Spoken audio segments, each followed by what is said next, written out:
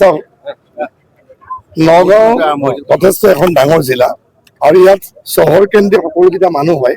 ওচৰৰ যিখিনি গাঁওসমূহ আছে সকলোৱে চহৰখনৰ ওপৰত তেতিয়া নিৰ্ভৰ কৰে, কাৰণ ইয়াতে আমাৰ জিলা আয়ুক্ত কাৰ্যালয় মূল যিবিলাক অফিচসমূহ ইয়াতে থাকে আৰু বিশেষভাৱে ইয়াত হস্পিটেলৰ মানুহ যথেষ্ট মানুহ আহিবলগীয়া হয়।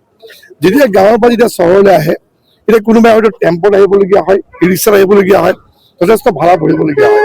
আৰু এই কথা আমি আগত ৰাখি আমি যোৱা সময়ছোৱাত আমি কথা পাতিলোঁ জিলা প্ৰশাসনৰ লগত, বিশেষকৈ জিলা পৰিবহণ বিভাগৰ লগত, যাতে এখন আমি ইয়াত নগাঁৱত যদি আমি চিটি বাছ সেৱা আমি আৰম্ভ কৰিব পাৰোঁ। চাওঁতে যেতিয়া ব্যক্তিগত আজিকৈ বাছ মালিক আছে তেওঁলোকে আমি যোগাযোগ কৰিলোঁ, এবাৰ বহিলোঁ, আমি অনুৰোধ কৰিলোঁ। এতিয়া দেখা পাইছে আমাৰ 6খন বাছ ইতিমধ্যে আজিৰ পৰা আৰম্ভ কৰা হ'ল। অহা কাইলৈ আৰু 2খন বাছ দিয়া হ'ব, 8খন বাছ।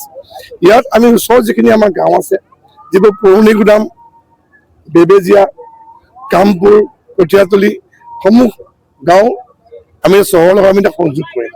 ইয়াৰ লগতে অত্যন্ত গুৰুত্বপূৰ্ণ যিটো বটদ্ৰৱা, গুৰুজনাৰ আৱিৰ্ভাৱ ক্ষেত্ৰ, এই বটদ্ৰৱা আমি অহা কালিৰ পৰা সংযোগ কৰিব পাৰিম। ইয়াৰ ফলত ৰাইজে উপকৃত হ'ব, কম খৰচত চহৰলৈ আহিব পাৰিব বা যাতায়াত কৰিব পাৰিব। আৰু যিবোৰ টেম্পো ই ৰিক্সা আগতে কোনো ধৰণৰ হিচাপ নোহোৱাকৈ যিবিলাক ভাড়া লয় তাৰ ওপৰত আমাৰ এতিয়া কণ্ট্ৰল হ'ব। মই আশা কৰিছোঁ খুব ভাল হ'ব। যেতিয়া চলিব এতিয়া এই ব্যক্তিগত বাছৰ লগতে আমি গ্ৰীণ বাছো অনাৰ কাৰণে ব্যৱস্থা কৰিম। ই ৰিক্সাত প্ৰায় সময় এটা অভিযোগ উত্থাপন হৈছিলে যে সুৰক্ষাৰ দিশটোৰ ক্ষেত্ৰত। এইটোতো মই আপোনাক পুনৰবাৰ কৈছোঁ, ই ৰিক্সা হয় আপুনি কোৱাটো সঁচা কথা, কাৰণ ই ৰিক্সাখনত যিমান মানুহ উঠিব লাগে তাতকৈ বেছি মানুহ উঠে, টেম্পুখনতো একেই অৱস্থা। গতিকে বাছত যোৱাৰ লগে লগে সকলোৰে কাৰণে নিৰাপদ সুৰক্ষাও হ'ল আৰু কম খৰচত অহা যোৱা কৰিব পাৰিব। চাওক, আমি নগাঁওখন আগুৱাই নিয়াৰ ক্ষেত্ৰত কাম কৰি গৈছোঁ। প্ৰতিটো ক্ষেত্ৰত নগাঁওখন যদি আগুৱাই যাব পাৰে, এখন যদি সম্পূৰ্ণ চহৰলৈ পৰিৱৰ্তন হয় তাৰ কাৰণে আমি কাম কৰি গৈছিলোঁ। আজি নগাঁও চিটি বাছ সংযোগো ইয়াৰ কাৰণে এটা উল্লেখনীয় পদক্ষেপ।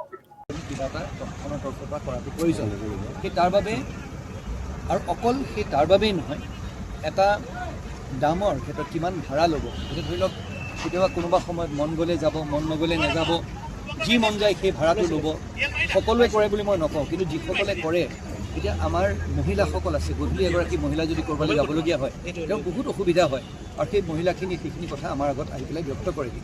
দ্বিতীয়তে দাঁতি কাষৰীয়া যোনবোৰ অঞ্চল আছে তেওঁলোকে আমাৰ অফিচবিলাক ইয়াত আছে, তেওঁলোক আহিব লাগে, তেওঁলোকৰ যাতায়াতৰ বাবে বহুত অসুবিধা হৈছিলে। যাতে সুন্দৰ এটা যাতায়াতৰ আমি পৰিৱেশ আমি সৃষ্টি কৰিব পাৰোঁ, টাউনখনৰ ভিতৰত যাতে লাহে লাহে আমাৰ এই যান জঁটৰ যি পৰিস্থিতি, সেই পৰিস্থিতি যাতে আমি এটা মানে সুন্দৰ কৰিব পাৰোঁ, আৰু তাৰ লগতে যাতে ৰাইজে কম দামত কম ভাড়া দি পেলাই যাতে এই নিজৰ গন্তব্যস্থানলৈ আমাৰ চহৰখনৰ ভিতৰলৈ যাব পাৰে বা দাঁতি কাষৰীয়া অঞ্চললৈ অহা যোৱা কৰিব পাৰে, সেই উদ্দেশ্যে কৰা হৈছে। ৰাইজৰ সঁহাৰি লাগিব। আৰু এষাৰ কথা ক'ব বিচাৰোঁ, প্ৰথমতে সকলোৱে বিচৰা মতে হয়তো যিমান সঘনাই বাছখিনি তেওঁলোকে চলাটো বিচাৰিছে সিমান সঘনাই হয়তো আমি নোৱাৰিব পাৰোঁ। বৰ্তমান মাত্ৰ 8খন বাছ, আৰু হয়তো এনেকুৱাও হ'ব পাৰে যে ৰাতিপুৱা আমাৰ 7টা বজাৰ পৰা আকৌ গধূলি 8টা বজালৈকে গধূলি 7টা বজালৈকে যোনটো সেৱা আমি আগবাঢ়িছোঁ, পিছলৈ আমি সেই সময়খিনি আগুৱাম বা আৰু বেছি আগবঢ়াই লৈ যাম। কিন্তু এইমাত্ৰ ৰাইজৰ সঁহাৰি বিচাৰিছোঁ, ৰাইজৰ সহযোগ বিচাৰিছোঁ। তেওঁলোকে যদি আঁকোৱালি লয়, মোৰ দৃঢ় বিশ্বাস যে পৃথিৱীৰ যিকোনো এখন আগবঢ়োৱা এখন চহৰৰ মূল এটা পৰিচয় হৈছে তাত যান জঁট যাতে থাকিব নালাগে, আৰু তাত চিটি বাছ সেৱা বা পাব্লিক ট্ৰান্সপৰ্ট বুলি যোনটো কয় সেই সেৱা তেনেধৰণে আগবঢ়াই লৈছে। আজি নগাঁও জিলাখনক বা নগাঁও চহৰখনক বিশেষকৈ আমাৰ সন্মানীয় বিধায়ক মহোদয় যিখিনি কাম আগবঢ়াই লৈ গৈছে তাক মই ধন্যবাদ জনাইছোঁ। তাৰ লগতে সান্নিধ্য ৰাখি এইভাগ কামো আগবঢ়াই লৈ যোৱা হৈছে।